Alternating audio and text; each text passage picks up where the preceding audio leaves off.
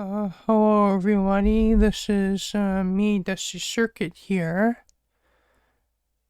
and now I am actually doing something I probably have never done before, and that is record two different videos in one session, because so I was actually recording the third episode of my of what all the games I played in my life, and so I was recording the third episode of this all the games I played series, and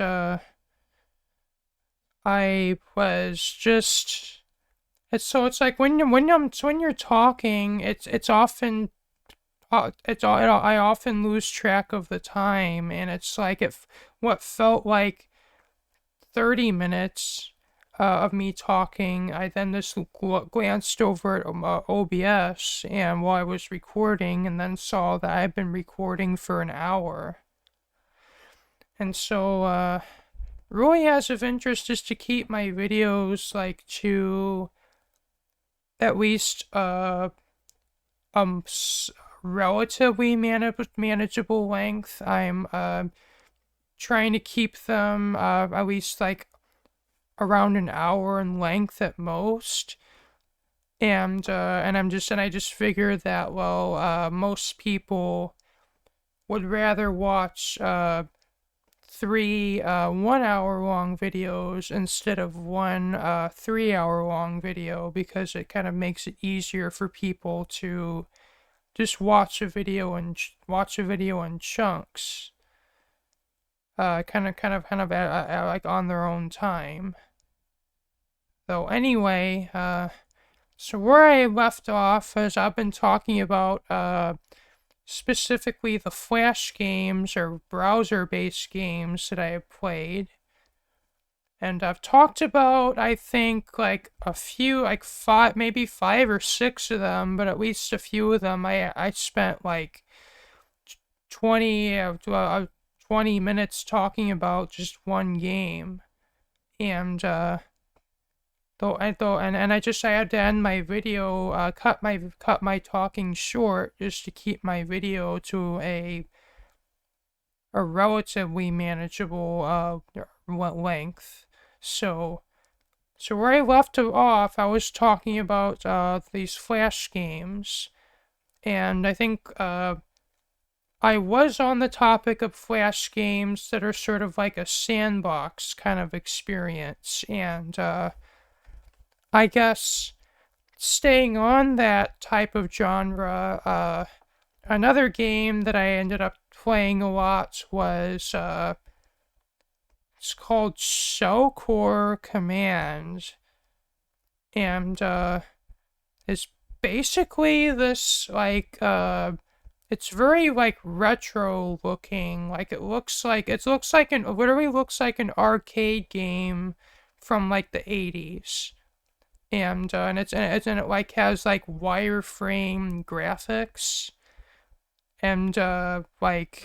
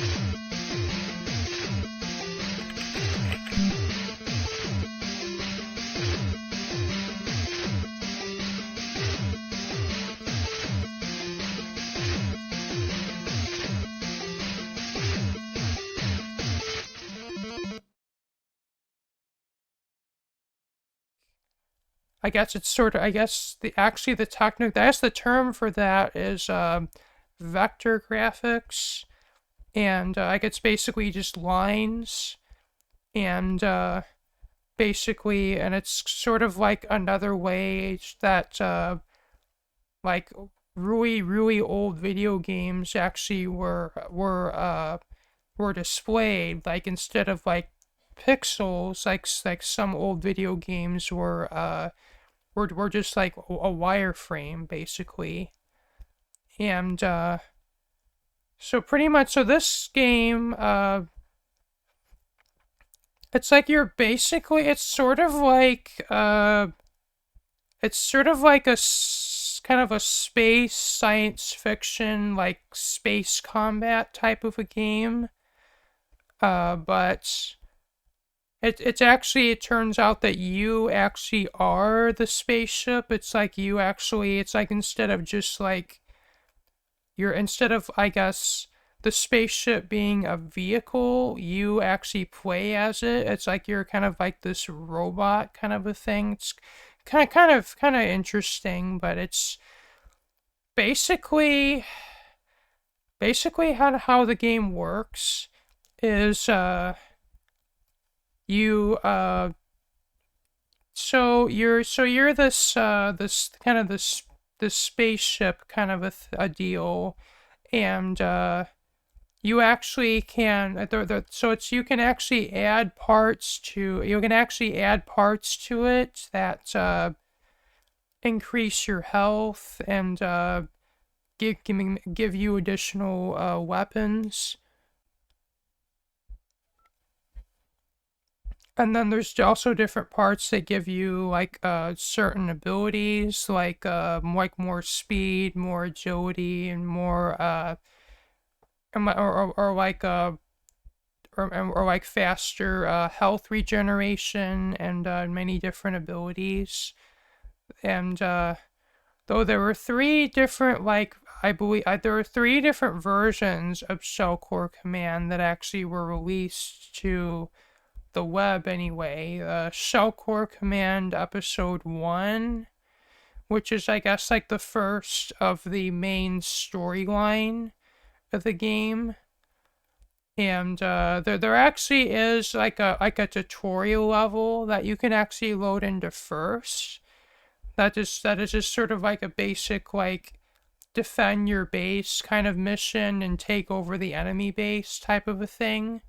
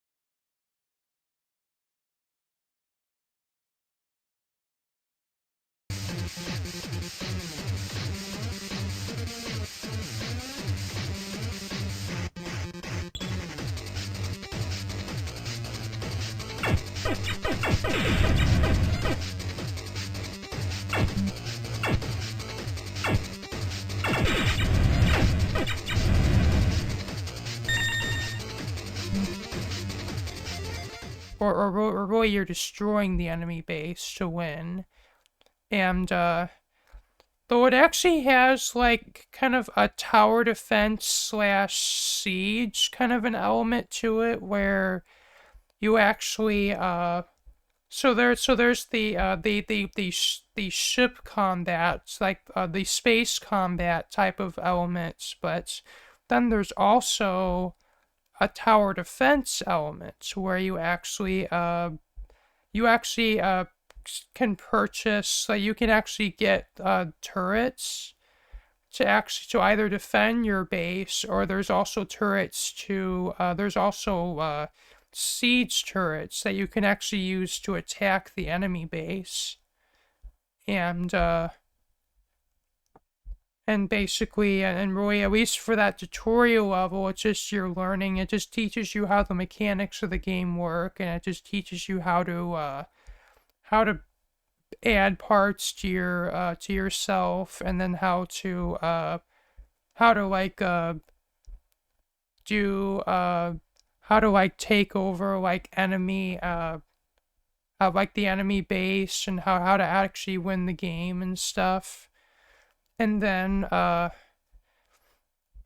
once you've done that, you can start the main game, where you kind of just start spawn in I guess the main world, and then it starts out very easy, where you're just kind of up against, I guess, more just drones than actual enemy ships. And then you slowly you kind of slowly upgrade. You get some upgrades, and then you actually do your first, I guess, battle, I guess you could call it, where it's like the tutorial level, where you actually have to defend your base, and then eventually destroy the enemy base. And then really, you're just progressing by completing these various missions, and then slowly but surely actually upgrading yourself to get stronger.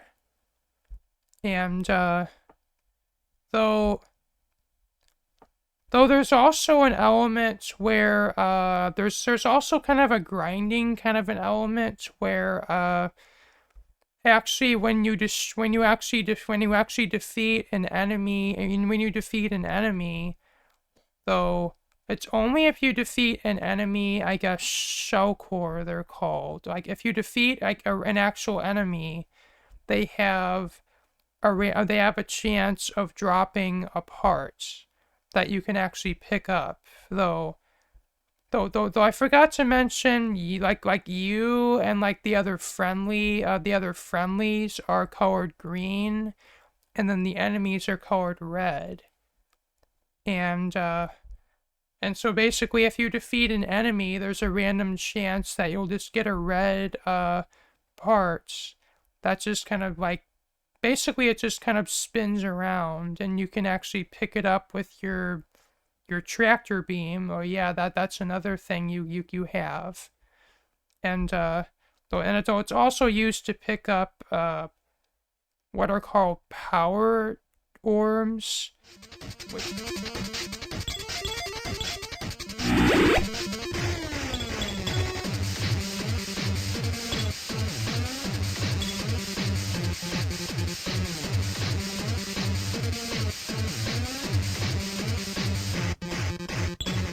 which you actually use at least in the battles, to get like the turrets, to get the turrets anyway. And also and then but once you get so if you get an enemy, if an enemy part actually drops, you can actually pick it up and bring it to I guess the nearest friendly base, and then you can put it in, I guess, what's called the yard, where you actually get to customize your ship. And then when you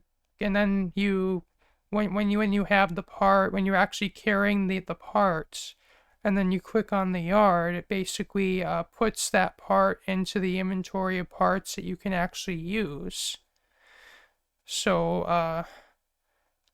a lot of people that actually are playing Shellcore Command actually spend time actually just farming enemies for various parts, and to actually upgrade their shell core. And it's, at least in the first game, it's actually possible to become overpowered actually pretty quickly, because though.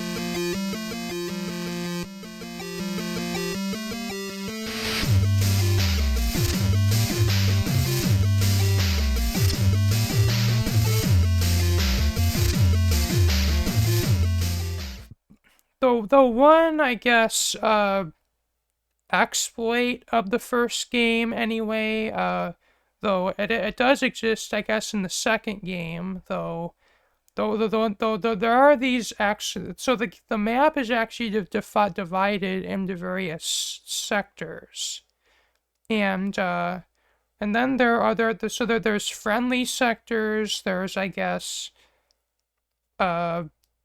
guess you call that, I guess, like a wilderness kind of a sector where you randomly can encounter enemies, and then there's battle zones, which you actually have to which you actually do the actual enemy battles in.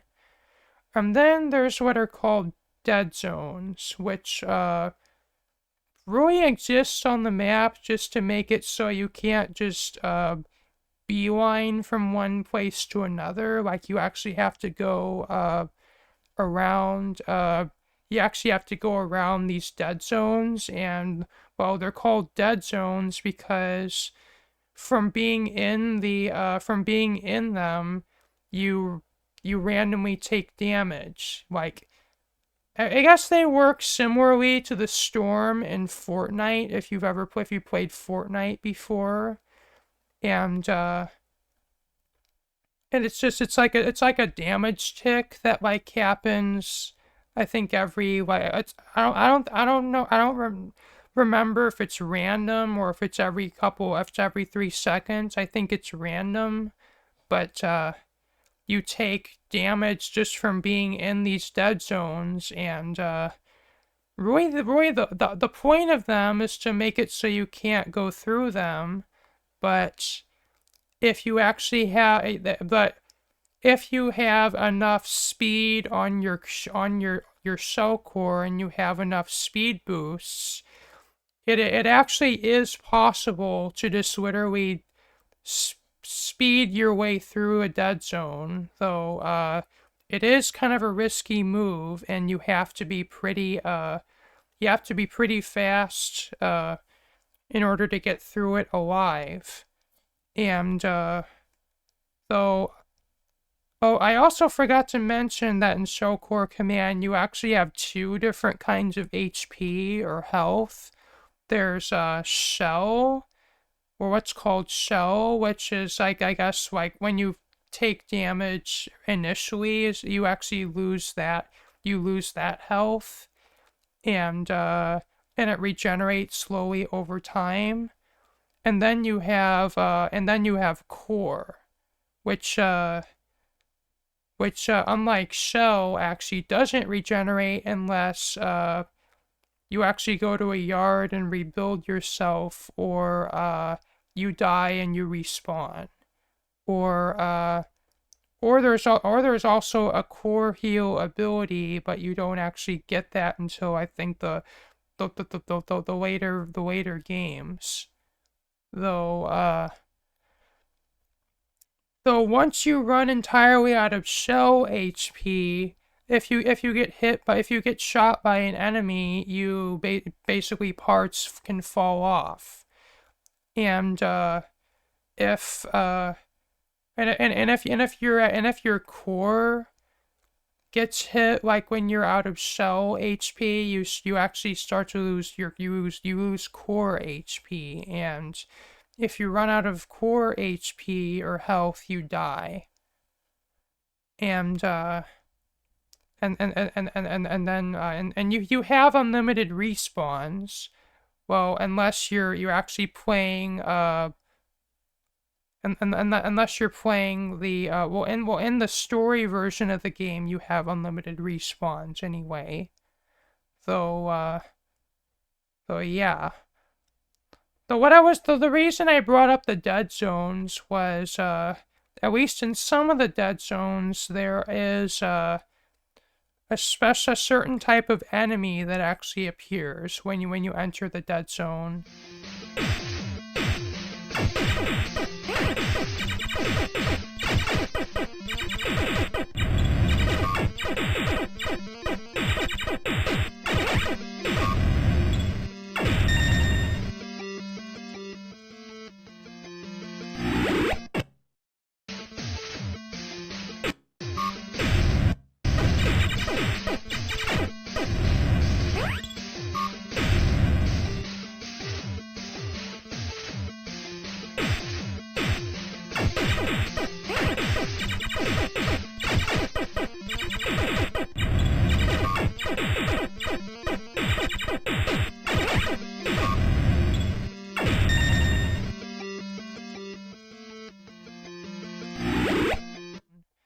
And it's actually a really powerful enemy, though.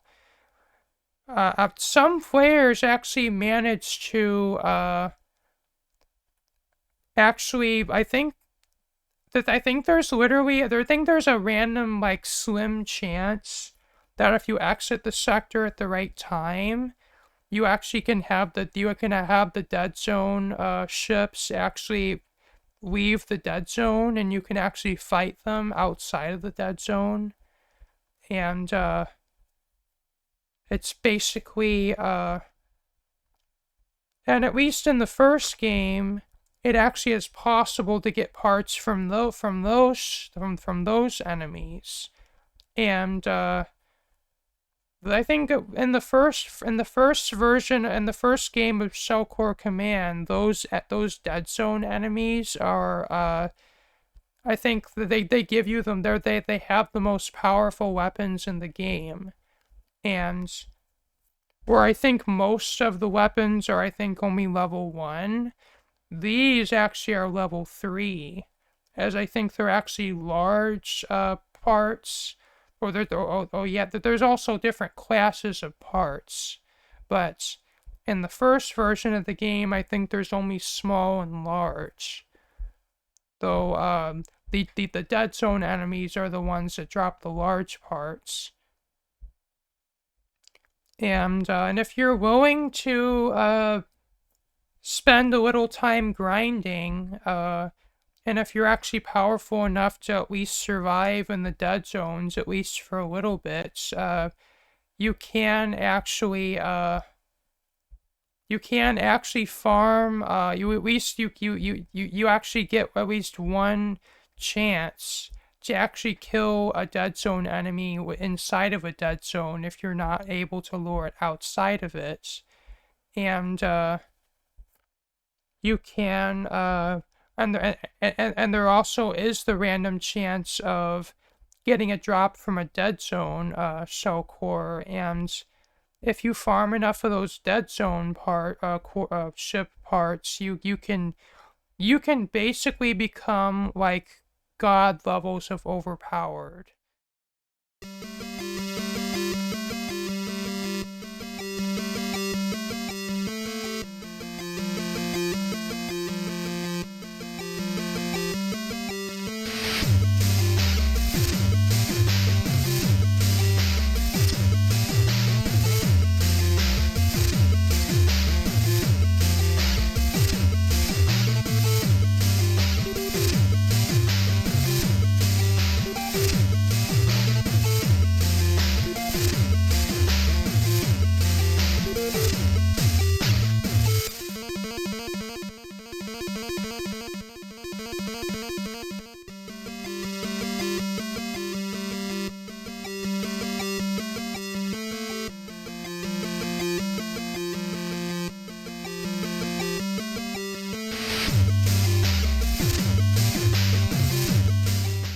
basically like become you could become overpowered to the point where literally no other enemy not is even a match for you, and you can even destroy, you can even kill enemy bases like dead on, like just with your weapons alone. You don't even need to use the siege turrets. And that's just another fun aspect of those Flash games for me, is also breaking them, like becoming like overpowered. What was another fun part of those games? Though though there's also two other versions of Shell Core Command to come out. There's episode 2, which is the the second part of the storyline, and then there's Shell Core Command Skirmish, which is just like it's like you're kind of going through just various different levels, and you have there's actually a cap on actually how big of a on actually how many parts you can have. Well, it's like every part has like a value, and the number of parts, and also the level of parts you have determines that value. And there's a value cap on the different levels that goes up with the difficulty of the level, I guess, just to kind of make sure the game is more balanced, so you can't be very overpowered, but I guess it's just to balance the game. And though Shell Core Command Skirmish actually adds a ground combat element, though.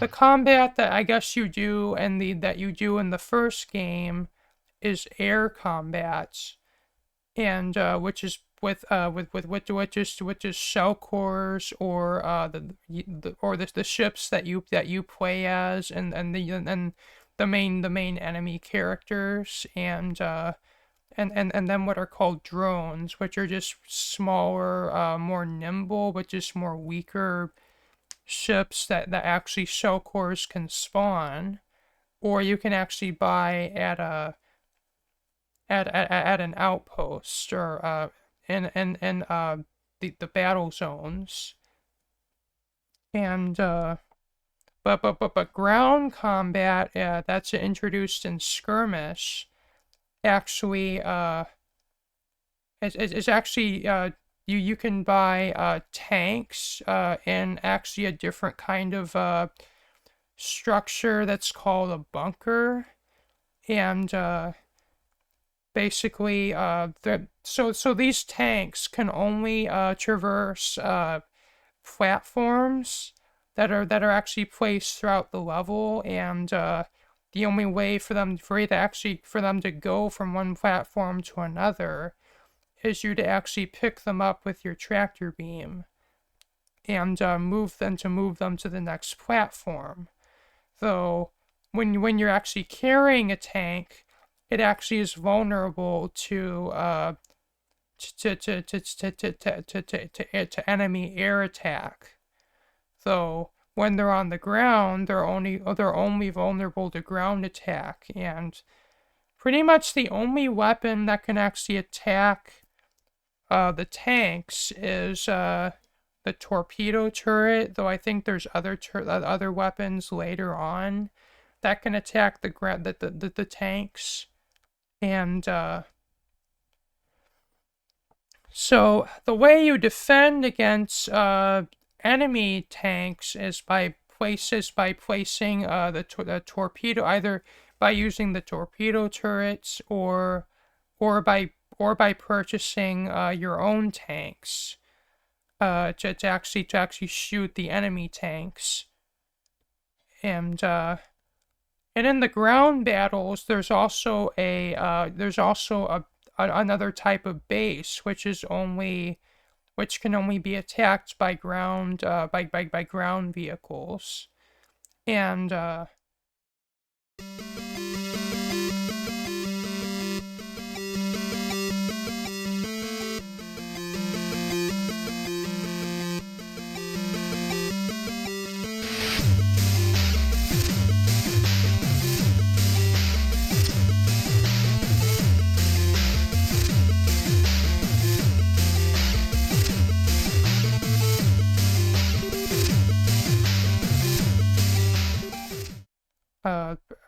so it really kind of adds a new kind of even more tower defense kind of element to the game.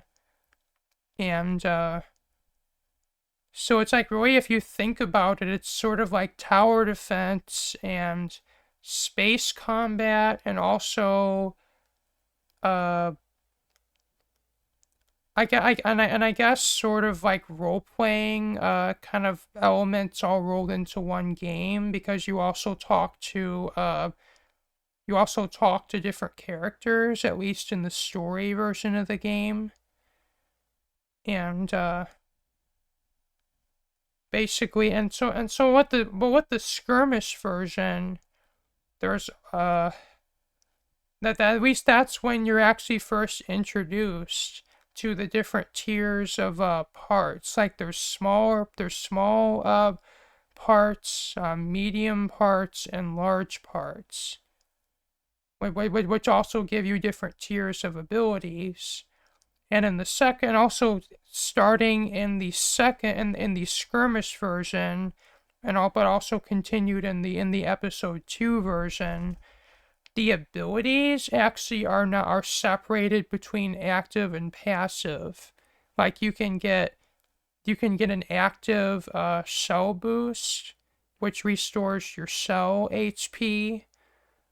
But then you can also get passive shell regeneration, which is boost how quickly you regenerate your shell passively. And though in the first game, you just only had the abilities, but and those also granted a passive boost as well. Though I'm kind of getting into the weeds of this game, though I've actually played this. I probably have several hundreds of hours just in this game alone. Though anyway, so with the skirmish version, they're like in addition, so there's the different so in addition to the missions that you could play, there is also a way that you could literally go against user submitted ships. And I don't know if that actually works anymore now that Flash is no longer supported, but back when it was, you actually had the ability to fight user-created shell cores. And basically, and there are even some ones that users created literally just for farming purposes. They basically made a ship that you could kill, at least mostly easily, that just didn't have any weapons, at least apart from the main, like. So also the core of your shell core also has a gun that you can shoot that shoots. but it's just like a basic one bullet cannon that I think fires once a second or something. But apart from that, these ships had no other weapons, and really the point of them is just for you to kill and get tons of XP from, so that you can actually more easily farm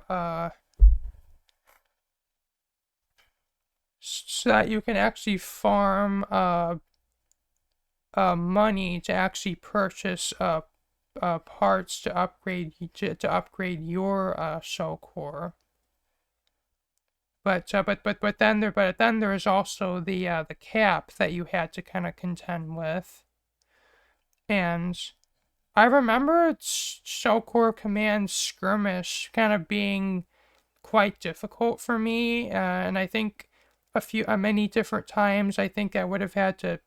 I think I rage quit several times, but I eventually was able to actually beat the game. But because of how difficult it was definitely a big achievement for me when I did. Though the episode 1 game actually I would have completed fairly easily, because at least you had the ability to keep grinding for more and more parts to upgrade yourself. And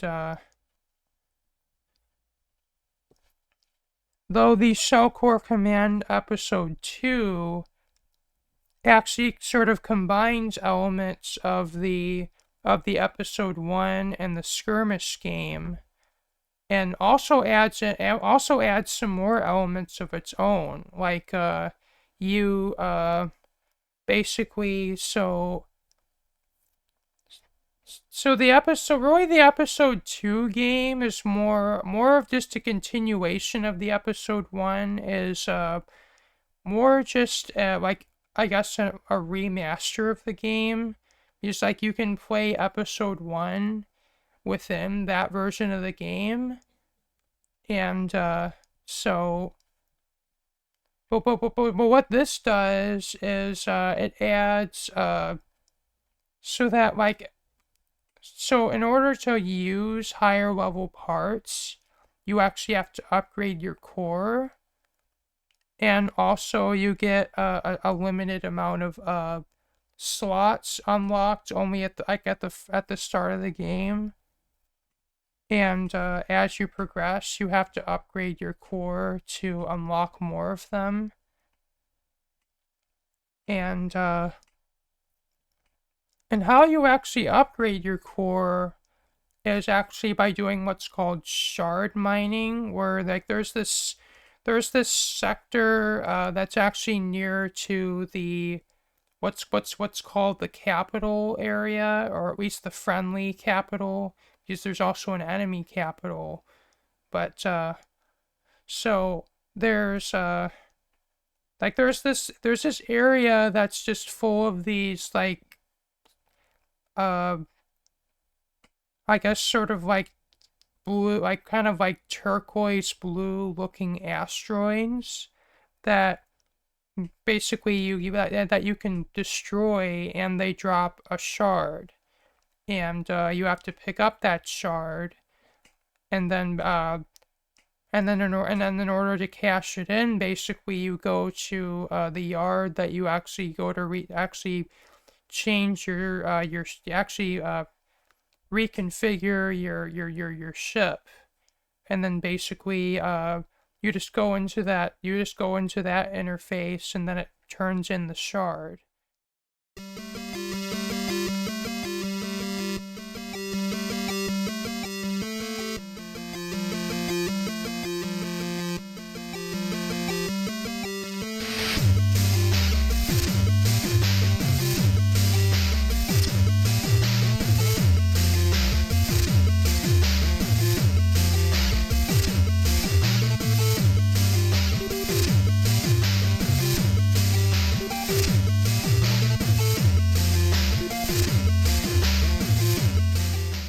And then you have to collect 10 shards, I think, to upgrade, to actually upgrade, like, your core, I think, from small to medium, which actually the storyline tells you to do. And but then, well, if you want to keep playing the game even after the storyline is over, you can also upgrade it to a large size core so that you can, if you want to basically farm enemy ships and get overpowered, you can do that. And but then also to give yourself more skill slots, weapon slots, and passive slots, you actually have to do core upgrades as well. And there's like a core upgrading station that you actually have to trade in points that you get from. You actually have to trade in shards that you've collected to actually upgrade your core. And so, but also this version of the game also adds in, I think, more new abilities. Like, I'm not gonna go over all of them, but like there's this one, I think it's a stealth ability that you actually have to use early on in episode 2 to actually get by a bunch of enemy sectors that are kind of in your way to get to the capital. And it's based, and then but then there's but then this episode, or at least this version of the game, sort of ends on a cliffhanger that ended up never getting like there was supposed to be an episode 3, but then I guess the developer of this game, I guess kind of stopped. I don't really know entirely what happened, but I guess this game stopped getting developed for at a certain point. But this game had enough of a cult following that there actually is that someone is actually going to lengths to not only preserve this game but also continue on the story of this game. And in fact they actually have a Discord server that you can join that you can actually download the project for yourself, so you can actually play their version, their continuation of this game, which I believe I have actually done, though it has gone through some updates, I think, since I last played it. So I'm actually looking forward to whenever I have some free time. When I'm not preoccupied with Minecraft, I'm actually possibly looking forward to playing a little bit of this game.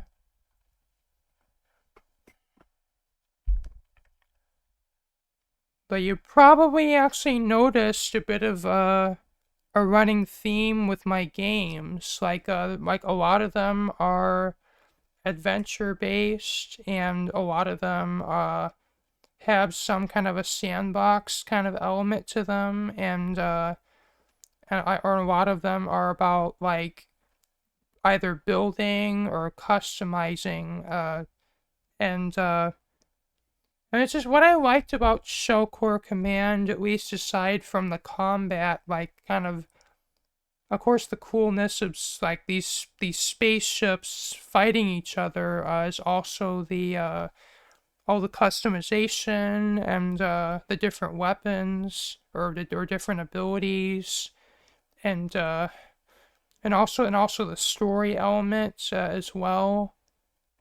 And I mean, it's kind of a shame the game sort of got left on a cliffhanger, but I am at least happy that that at least this game is being preserved. And And yeah. Wow, I've spent 30 minutes talking about just one game. But anyway, so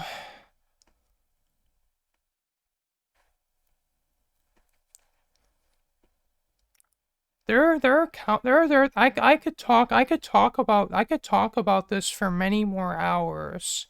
Like there were a lot of physics-based games like that I played. Like there's like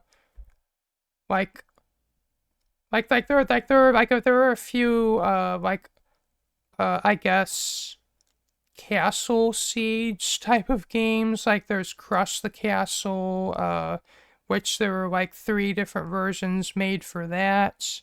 And then they think Castle Clout was another one, and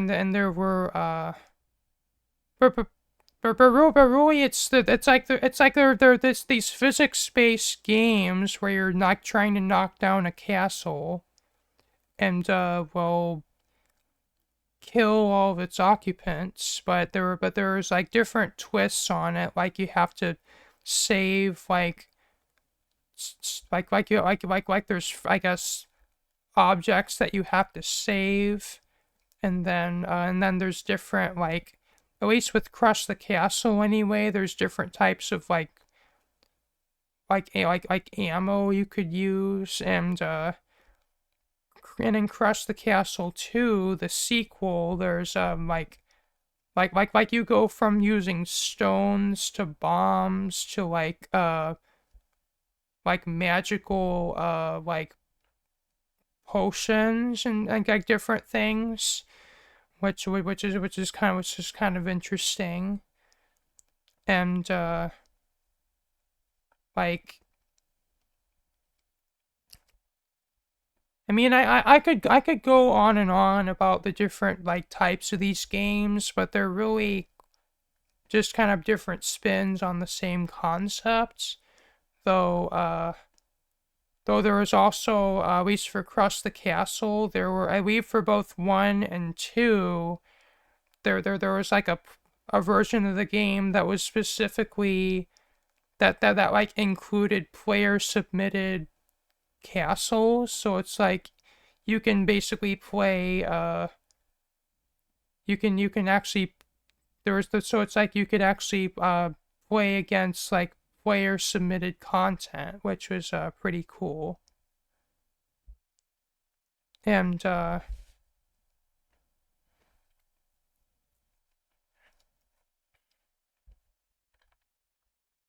and and then I think to kind of move on to another genre of games, well, there's a few more. So at least sticking to the physics type of games, like there's at least 2 different games I played where you're actually trying to build a bridge. To actually, I like to successfully that'll actually successfully carry like you're trying to build a bridge that'll successfully let uh, characters cross it, and without it actually falling. And the games I'm thinking of are Cargo Bridge and FWG, or I think it was Free World Group Bridge. Too long? What are you talking about? Well, guess what? I know physics, and I'm going to be able to make the best bridge possible because I'm a poly bridge master. I mean, look at this. That's technically all you need. These things, delete them. Don't need them. Crap. Garbage. Test it. Dudes, walk across, grab your stuff. Look at them, their little shimmy walk. It's kind of funny. Ding. Cha-ching! That's the sound of making money, boys! See, I'm a genius. Because Polybridge. That's why. That's it. That's all there is to it. Oh, he's having a bit of trouble pushing it up the hill there, but he got it. Oh, he's rolling it. Rolling a box.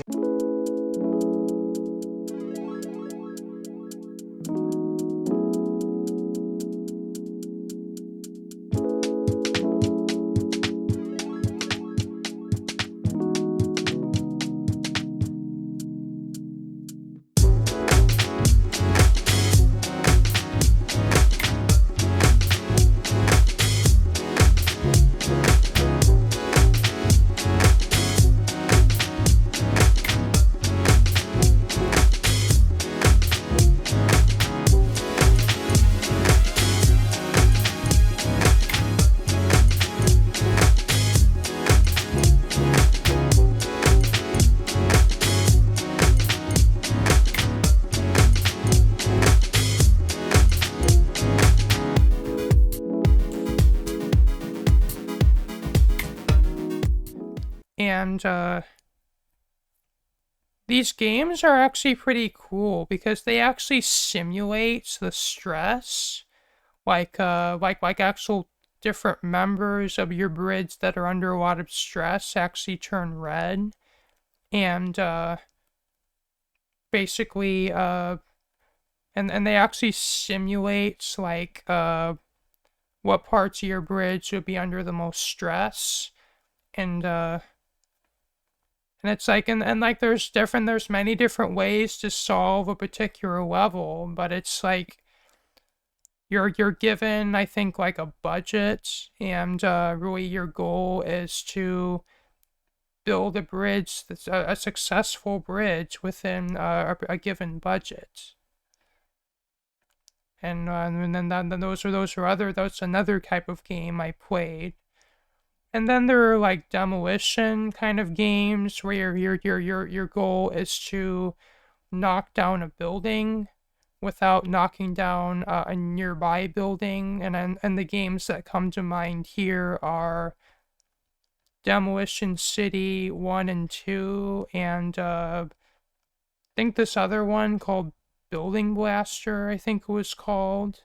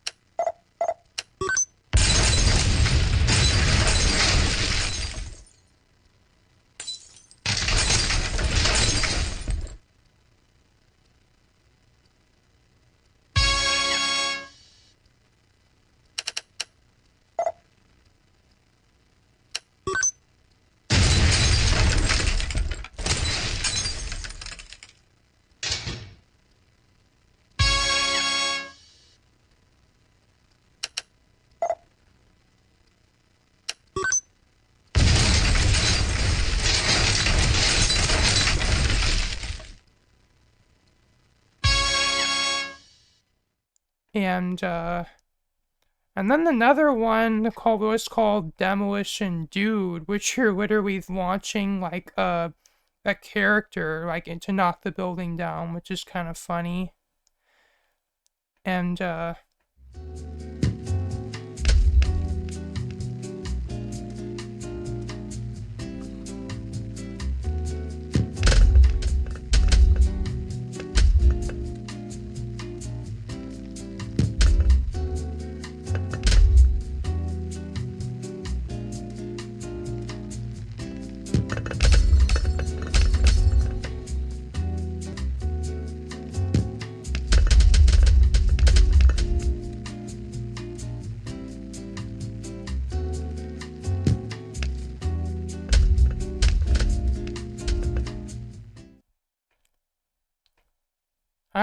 I can't really think of any other games, at least in this genre, to mention without going overtime on my video, but anyway, I guess moving to, I guess more exploration kind of like games, at least there's two particular games, that are called Soap Bubble 1 and 2, and it's you're basically playing as a soap bubble that has to make it through the level safely. And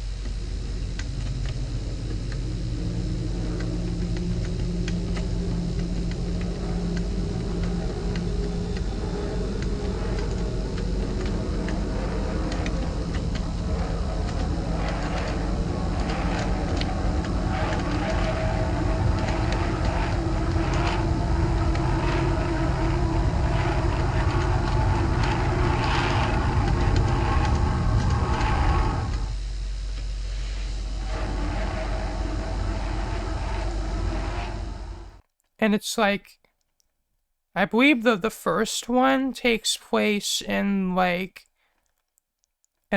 this abandoned mine shaft, and the second one takes place in at least what I could only describe as like a missile factory, like ICBM kind of a missile, because at the end of the level, you're literally like flying up like a rocket silo, like an underground missile silo, or at least what it looks like anyway. And you're literally running away from a rocket, basically. And so, but anyway, those games, I believe, uh, I'd say difficulty-wise, I guess we're probably average, though I guess there was one particular level I really got stuck on, but with enough perseverance, I was able to get through it, though those games did have a level code, which, well, if you're able to write it down, or you can actually enter the code in, and you can go to a level that at least you that you got stuck on. So it's not like you have to play through the whole game again if you lose, which is kind of nice. And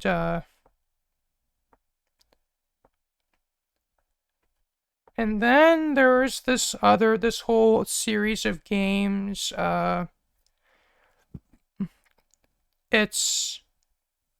It's called that like were robot once. Like there was a robot once kitty, a robot once puppy, and then a robot once fishy, and then a robot, and then I think a robot once ice cream.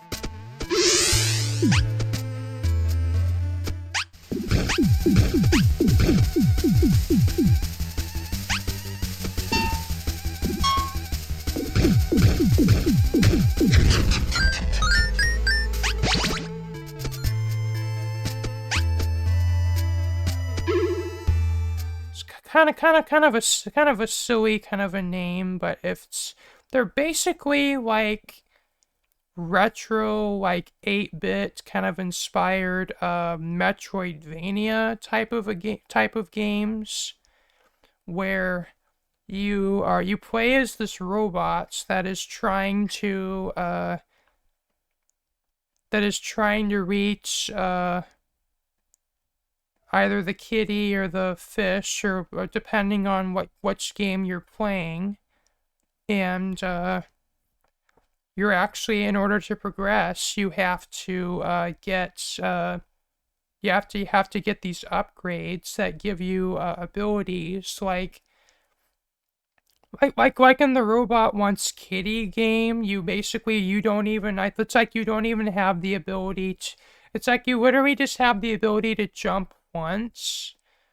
Right, I don't think you even have the ability to jump. It's like you have to get the ability to jump, you have to get the ability to shoot, and then from there you get like the ability to double jump, and then the ability and then you get other abilities that give you the ability to progress further through the game. And you need all of the abilities to actually get to the end of the level, to the end of the game. And I pretty much enjoyed all four of the Flash versions of those games that were released to the web. And I even enjoyed this game franchise so much that I even bought the Steam version, Robot Wants It All, which is kind of has all those four games plus a lot of additional bonus content, which includes like an easy level, which is like a very simplified level that's easier, and then the classic level that actually was the original game, and then a remixed level, which is like an even harder, more challenging level version of that level.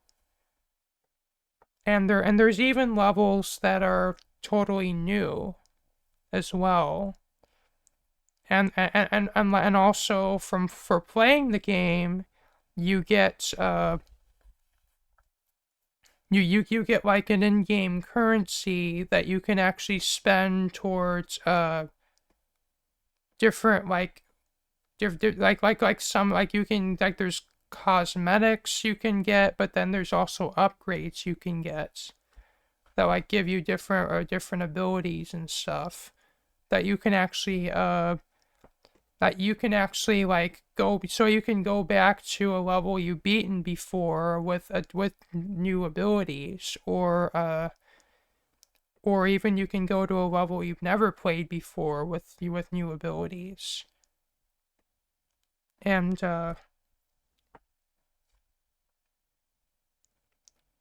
yeah, and it's just another great game, at least or series of games that I ended up playing quite a lot. And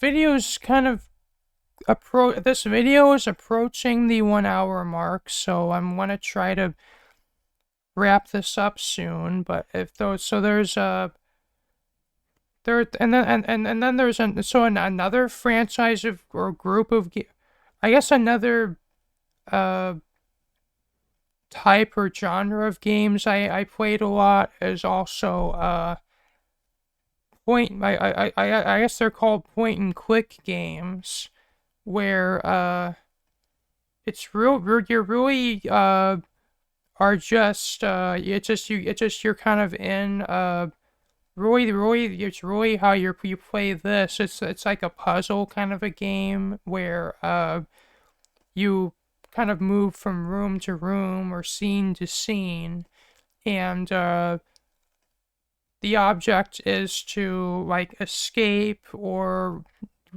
get to a certain objective, and you can only do that by actually collecting certain items. But it's all through just clicking on different objects on screen, and just from going from one screen to the other. And there are several different point and click games I played, though what really comes to mind at the moment is Morningstar and the Being One series, which I think had at least released to the internet. There were, I think it was like 5 different games, though supposedly, I think on Steam there was a 6th game that was released, though.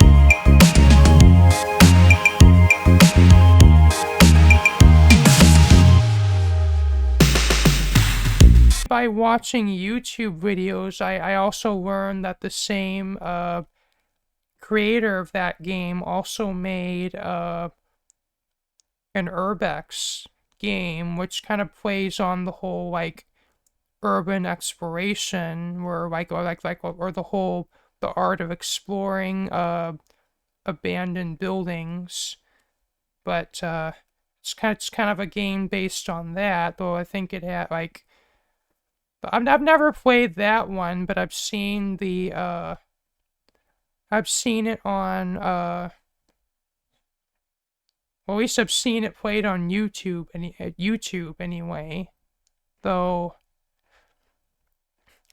Though at least these games have been talking about both Being One, Urbex, and Morningstar. They are kind of on the graphic side, like in terms of graphic in terms of like gory stuff, and if you're sensitive to that sort of thing, I wouldn't suggest you play those games. Or if you're scared easily, like if you can't stand horror at all, I would not suggest you play these games. But uh I was you know, like, I mean, I guess they weren't too bad enough for me at least to handle. But anyway,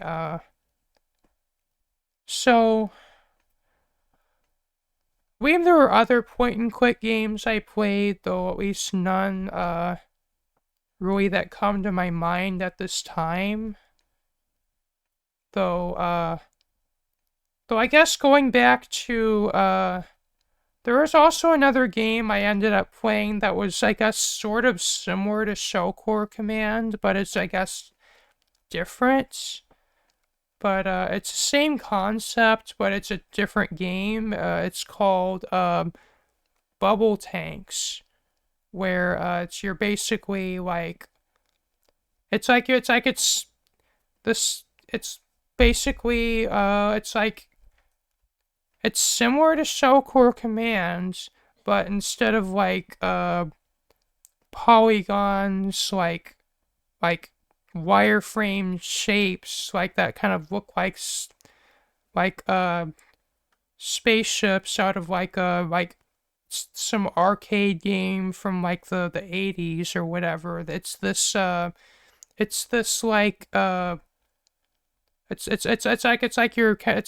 You're playing as this thing or vehicle that's actually made of bubbles.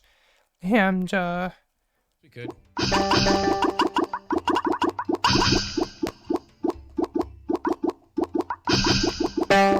There's nowhere they can go if I'm just like spamming the middle. I don't know what the burst does. We need a better weapon on the secondary here.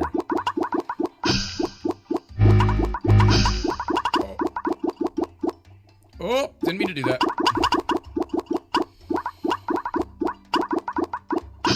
Definitely hitting stuff. Wow. All right, we already peeked in here, so we might as well hit it.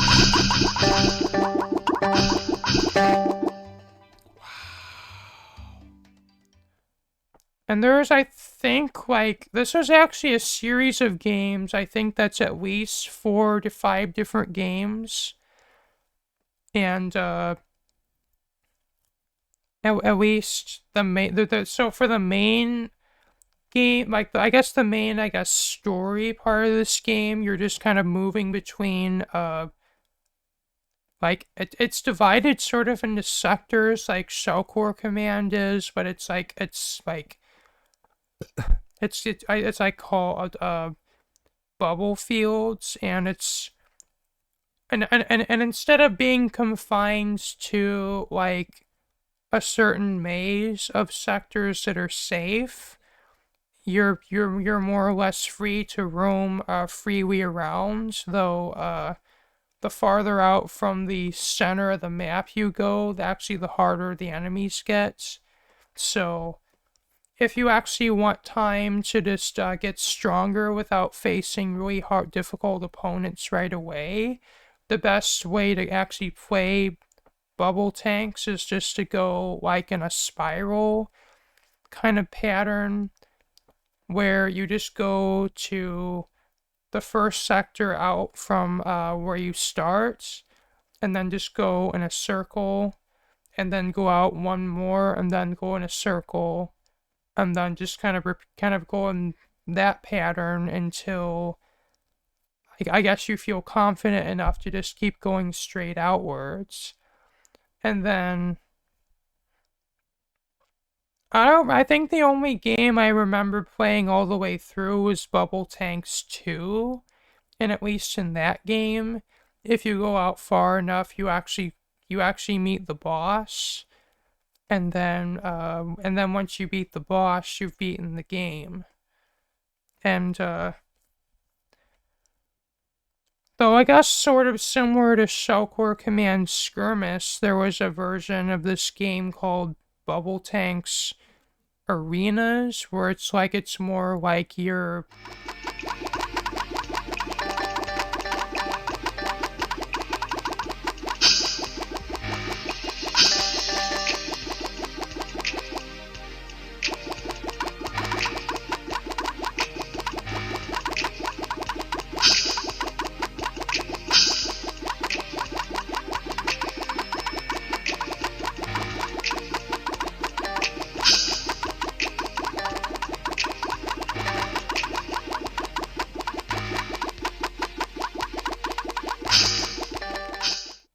kind of researching, or at least getting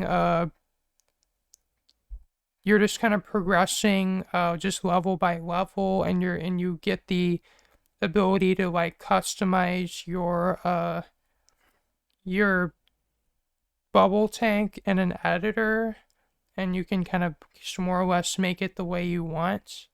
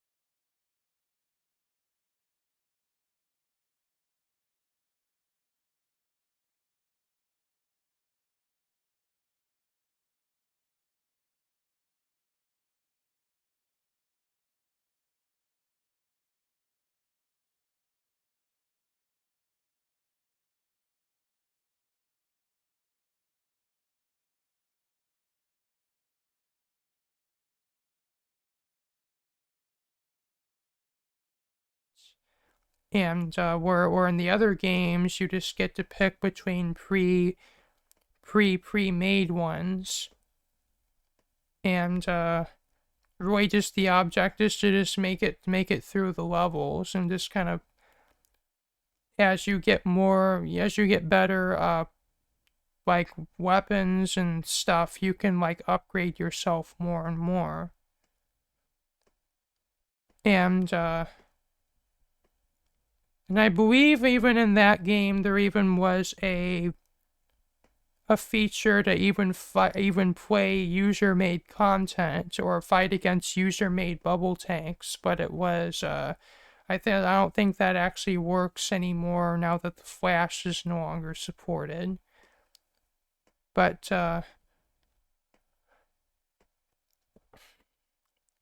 and also circling back to tower defense, there actually was a Bubble Tanks tower defense game. Actually, I think maybe a couple of them that were actually released.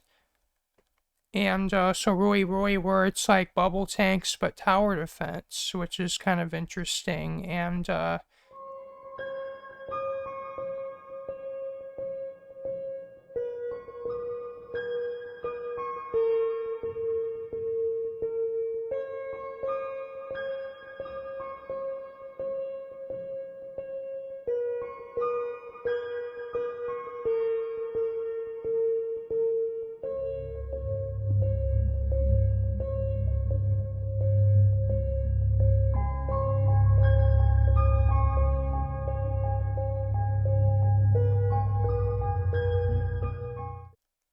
it's it's just you kind of get introduced to different types of enemies, and there is there's different like types of enemies that you have to fight.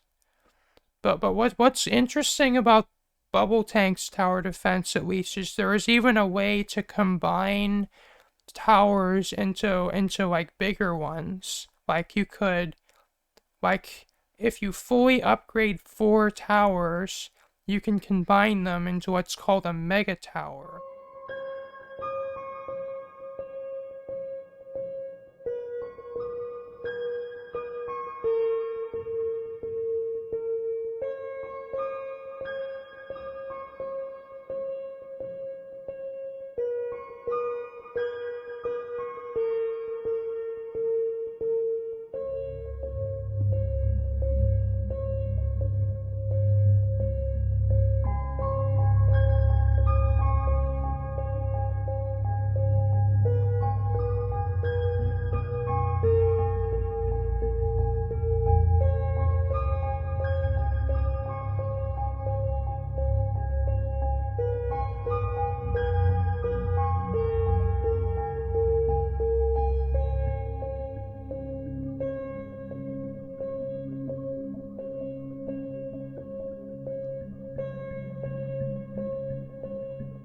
Which like takes up 4 grid spaces. And if you actually fully upgrade if you actually make 4 mega towers, you can combine those into a mega tower, which is like basically 4, like, it takes up like 16 grid spaces. It's like huge. And there's like levels with a certain predefined amount of waves that you have to get through, and then there's also like an onslaught mode where you really the object is to survive as long as possible against an infinite barrage of enemies. And it's just like the farther you get in the game, I guess just the object is to get as far in the game as you can. Though it's actually possible to literally have the game go on for hours and hours. And like if you actually upgrade, like if you make really those really big towers that are really powerful. Though I guess continuing on with tower defense again, there is another tower defense game I kind of found and played a lot is that it's called Onslaught, and it's basically it's tower defense, but literally it's infinite, like you're going against infinite enemies.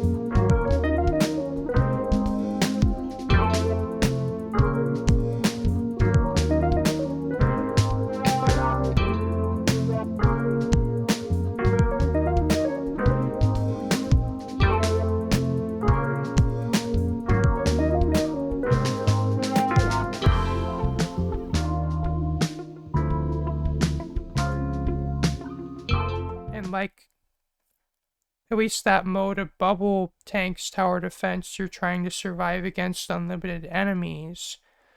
But that game also had a combo, a combo element to it where you can make like, if you like put different types of you think you only had 4 different types of weapons to choose from, but if you actually if you use different combinations of them, you can actually like make what are called combo towers that actually like you can do like you can get like an even stronger weapon and like different types of them. And like literally if you're using those, it's actually possible to get like even to the hundreds of waves or even thousands of waves. And even later on in the game, there's even more powerful like ones you can unlock, like they're like this big rail gun that's like literally a giant laser that just cuts through the entire screen. And then there's also other ones too.